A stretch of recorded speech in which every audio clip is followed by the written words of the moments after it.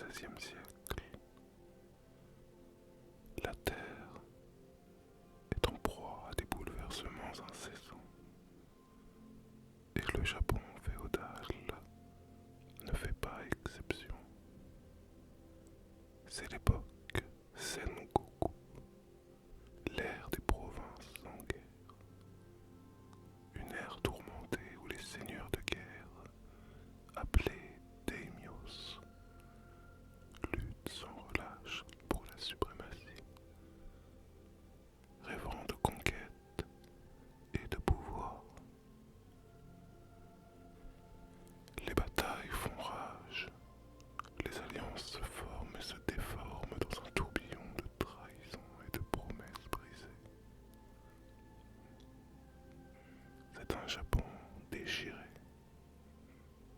où la paix est aussi fragile que le chant d'un grillon dans les plantations, et où le sabre, symbole de l'honneur et de la force, trace chaque ligne du destin des hommes. La société japonaise de l'époque Sengoku est très rigide et hiérarchisée, guidée par des valeurs strictes d'honneur, de loyauté et de respect envers la classe guerrière. Au sommet de cette pyramide, les daimyos gouvernent leur province avec une autorité féroce, imposant leurs lois et exigences à travers une armée de samouraïs fidèles. Ces seigneurs ont un rêve commun, unifier le Japon sous leur bannière, obtenant une influence qui leur permettra de régner sans contestation sur ce pays de montagnes et de vallées. Chacun cherche la faveur des dieux et la puissance des armes, consolidant ses forces pour l'inévitable affrontement qui pourrait faire de lui le maître suprême du Japon. À cette époque, les batailles ne sont pas seulement des confrontations militaires, mais des théâtres d'héroïsme et de courage, où chaque guerrier se bat avec l'ardeur de quelqu'un qui place l'honneur de son clan bien au-dessus de sa propre vie. Les samouraïs, guerriers dévoués et disciplinés, portent avec fierté leurs armures ornées et manient le katana, leur arme emblématique, comme une extension de leur propre esprit. Ils sont prêts à mourir pour leur Seigneur, considérant cette mort comme un ultime acte de loyauté, une preuve de leur engagement envers leur maître et leur famille. Mais au-delà de leur bravoure, les samouraïs sont aussi des penseurs, instruits dans la voie du Bushido, le code de l'honneur des guerriers, qui mêle l'éthique, le courage et le sens du sacrifice. C'est dans ce Japon féodal, s'étendant comme une fresque d'ombre et de lumière, que naît Miyamoto Musashi en 1584. Fils d'un samouraï et escrimeur réputé, il grandit dans un environnement où le maniement du sabre et le code d'honneur des guerriers sont des préceptes primordiaux.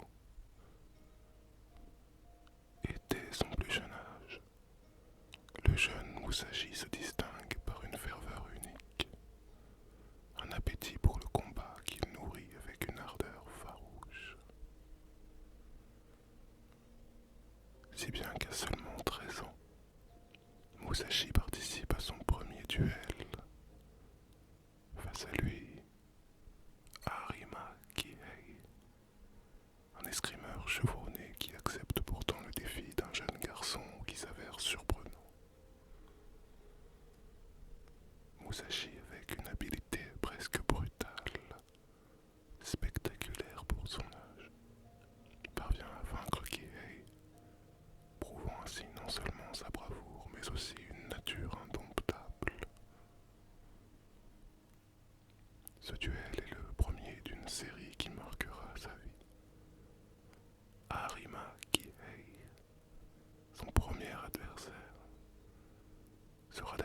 seul rival que Miyamoto Musashi nommera dans ses écrits, ne donnant jamais le nom des autres pour ne pas leur faire cet honneur. Il aura manifestement plus de considération pour son tout premier adversaire. Les années suivantes, Musashi s'enfonce dans une vie de vagabondage et de combats incessants. Il se perfectionne avec une détermination presque monastique. Chaque adversaire, chaque bataille, renforçant sa technique, son esprit et son corps. Pour Musashi, le combat n'est pas seulement un moyen de survie, mais il est une voie vers la connaissance intérieure. Il va refuser de servir un quelconque seigneur, devenant ainsi un ronin, un samouraï sans maître, et il va se consacrer à l'ascèse, l'entraînement incessant et la réflexion spirituelle. Musashi parcourt le Japon en solitaire, cherchant des adversaires dignes et affinant ses techniques. Mais il ne cherche plus alors seulement la victoire. Il s'efforce de transcender les limites du combat physique, espérant ainsi atteindre un état de conscience supérieur. C'est au cours de ces années de vagabondage que Musashi perfectionne sa technique du Niten Ichi-ryu, la voie des deux sabres. Car contrairement aux autres écoles de sabre, Musashi enseigne l'utilisation simultanée de deux armes. Cette technique lui confère une puissance offensive et une défense presque infaillible, un avantage redoutable qui lui permet de se démarquer lors de chaque duel. En fait, Musashi envisage le combat comme une danse complexe, où le sabre et l'esprit convergent et doivent être en parfaite harmonie. Ce chemin spirituel, engagé à travers le duel au sabre, va atteindre son apogée en 1612. L'histoire de Musashi est parsemée de duels mémorables, si bien qu'il serait impossible de tous les évoquer ici. Mais aucun n'est aussi légendaire que celui contre Sasaki Kojiro, un autre maître du sabre. Kojiro, à l'époque du combat, est appelé le démon de l'Ouest. Il est ainsi reconnu pour sa rapidité et son sabre redoutable qu'il manie avec une technique de taille oblique terrifiante, surnommée la Tsubame Gaichi. Autrement dit, l'hirondelle retournée. Les deux hommes sont alors perçus comme les deux plus fines lames du Japon, mais Miyamoto Musashi n'est pas de ceux qui pensent que ce genre de louanges peuvent être partagées. Alors il entreprend d'organiser ce duel au sommet et va pour cela faire appel à un certain nombre de samouraïs de renom qui l'aident à organiser ce choc au sommet. Le duel est fixé sur l'île de Ganryujima, un lieu isolé entouré de mer et d'arbres tordus par le vent.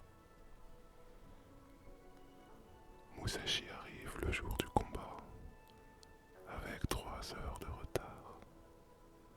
Une technique qu'il emploie souvent pour déstabiliser ses adversaires les plus coriaces. Kojiro l'avait attendu toute la journée durant, impatient. Et lorsque Musashi se présente enfin, il constate avec le sourire que Kojiro l'a tellement attendu qu'il a eu le temps de sculpter un bokken, une épée de bois de grande taille, dans une rame de bateau qui traînait là. Kojiro, lui, est furieux. Il se sent insulté par le retard de son adversaire et il dégaine son sabre avec furie, fracas. Il ira même jusqu'à jeter son fourreau loin dans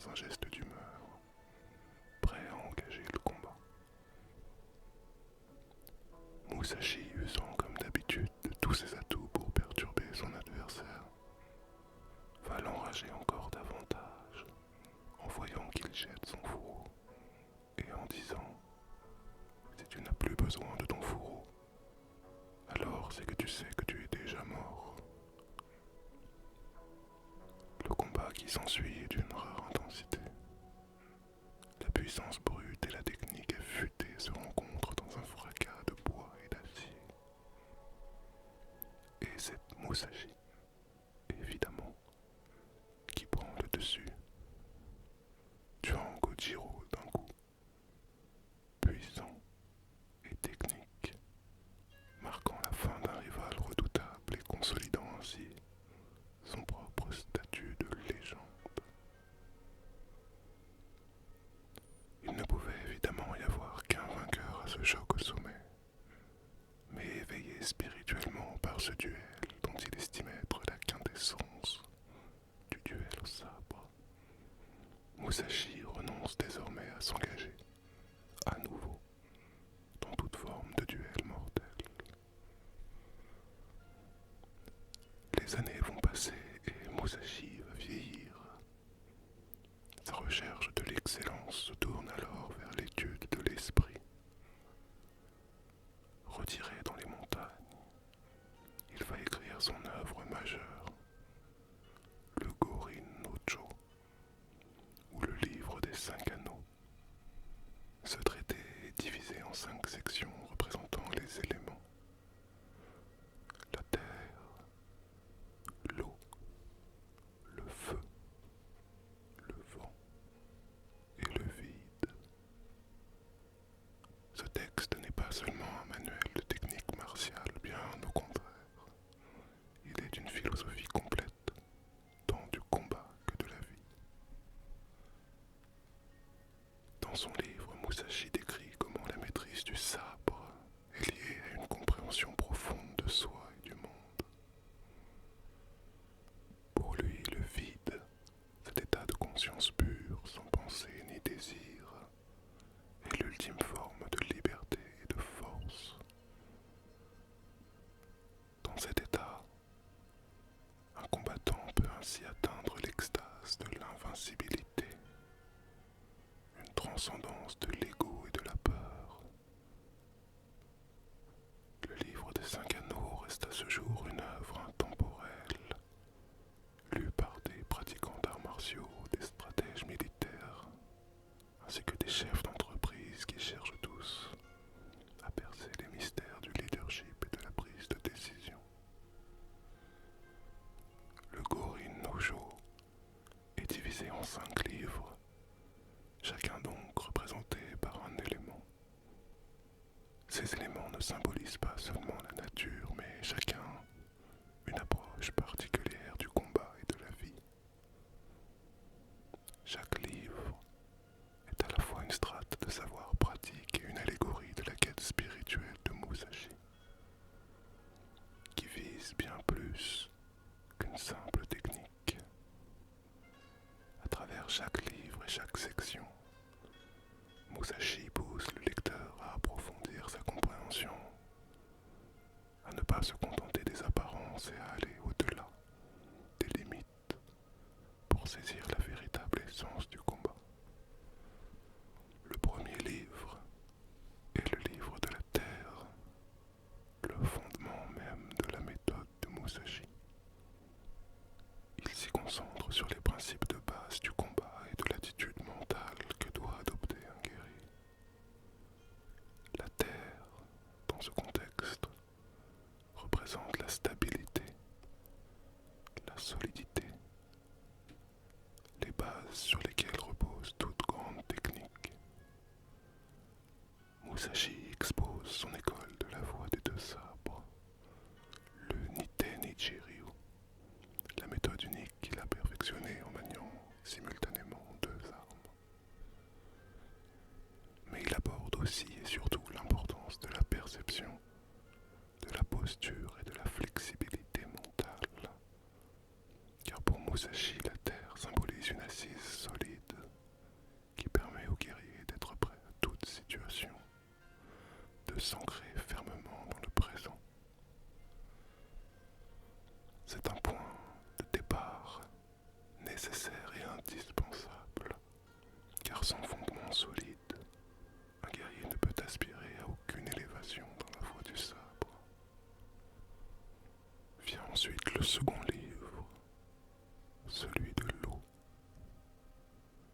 Musashi approfondit la question de l'adaptabilité.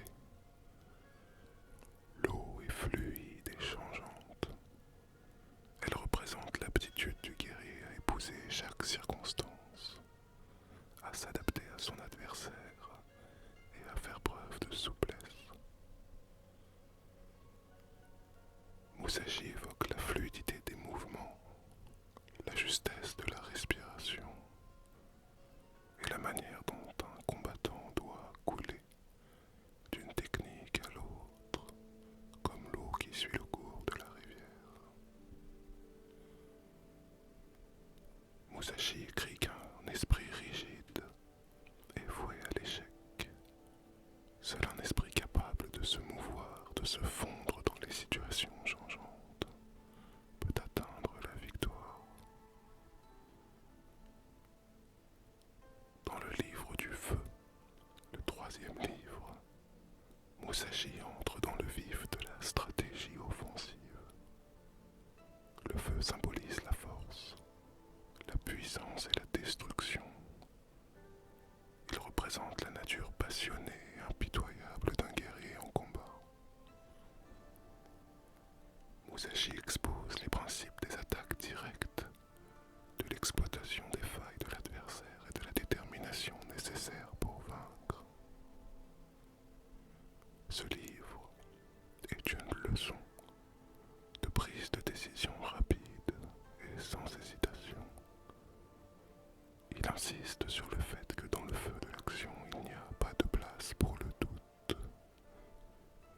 Le guerrier doit faire preuve d'une résilience absolue et d'une concentration aiguë, avançant toujours avec un esprit de fer forgé par les flammes.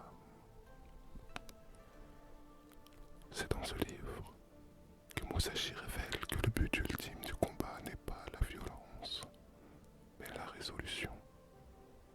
La force du feu est une métaphore pour l'intensité avec laquelle un guerrier doit s'engager dans chaque combat, tout en restant maître de son esprit. Le livre du vent, ensuite, est un chapitre un peu particulier. Ici, Musashi compare sa propre voix à celle des autres écoles de sabre. Le vent représente ici la diversité, les influences et les méthodes qui circulent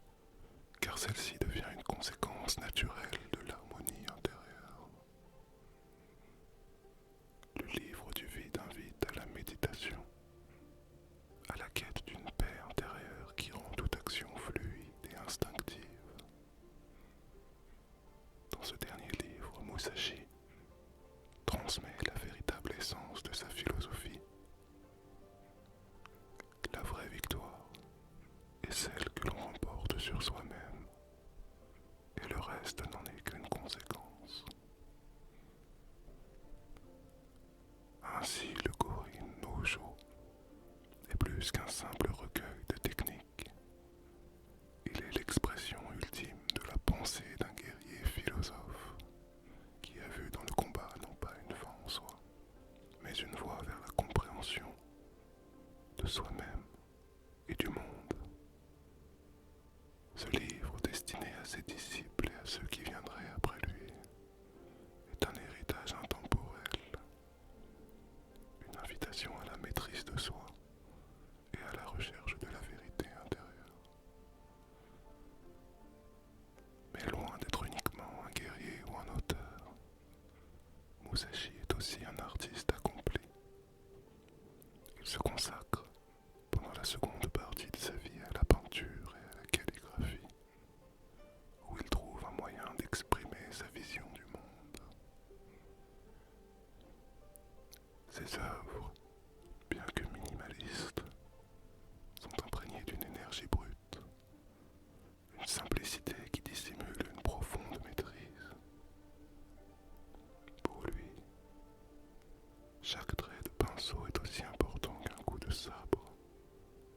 Les oiseaux, les bambous et les montagnes qu'il peint ne sont pas des sujets anodins, mais des manifestations du même esprit indomptable que celui qui guidait son sabre. Mais seules les idées sont éternelles, et Miyamoto Musashi va s'éteindre en 1645, à l'âge de 60 ans. Il va laisser sans aucun doute un héritage qui résonne encore aujourd'hui. Son nom évoque l'image d'un guerrier solitaire, un sage errant qui cherchait la vérité au-delà des batailles. Pour ceux qui suivent la voie du sabre, ou cherchent à comprendre les mystères de la discipline et de la maîtrise de soi, Musashi est bien plus qu'un combattant. Il incarne la quête de l'amélioration intérieure, celle de la résilience face à l'adversité et le courage d'un homme qui a forgé son destin au tranchant de l'épée. En racontant son histoire, on entrevoit non seulement le visage d'un combattant hors pair, à l'origine de 1000 légendes, mais surtout celui d'un homme qui tout au long de sa vie a cherché à saisir l'essence de la vie elle-même,